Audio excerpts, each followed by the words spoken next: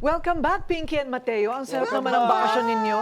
Happy New Year! Oo, kami ni Willard, nandito nagwo-work. I watched you. Work. You watched us from your bed I watched you also. while you were horizontal with your dogs. I watched. Oo. I also saw Ramdam namin. Ramdam namin kasama kayo You sa watched audience. the three of us? the two, and I saw your beautiful Instagram post. Nandito ang gano'n, Instagram ka lang. Christmas. Gaganti tayo Pinky. next year. Gaganti Kaya tayo. nga, ang sabi ko, Schedule na natin. absent tayo ng 2 araw.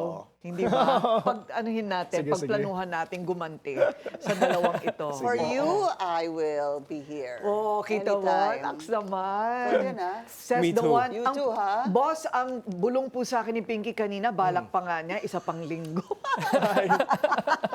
Hindi pa na Talagang kontento. binuko. Oo. Hindi, Okay. wishful thinking lang yun. Wishful thinking. Oo Sarap ng naman. bakasyon. I mean, sarap. Actually, hindi ako nagbasa ng news masyado. ng mga Oh, hindi ilang ba nga araw. masarap Sarap. mag-detach? Masarap mag-detach. Tsaka marami nagsasabi na sana maging mas maganda ang 2026. I highly doubt it, but sana nga mas maganda ang 2020.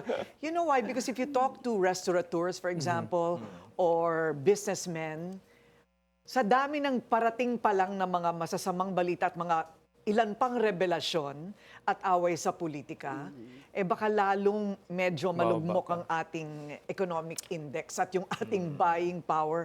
Marami ang nagsasabing mababa ang sales nila this December. Yeah. May nakausap po ako ng isang travel guide actually sa restaurant ng isang araw, and some friends from Bohol and Davao. Tourism really went down. Sabi nila, why? Because also flights are very expensive, hotels are very expensive. So they'd rather go abroad nila. It's cheaper to go to Hong Kong, Taiwan, Thailand.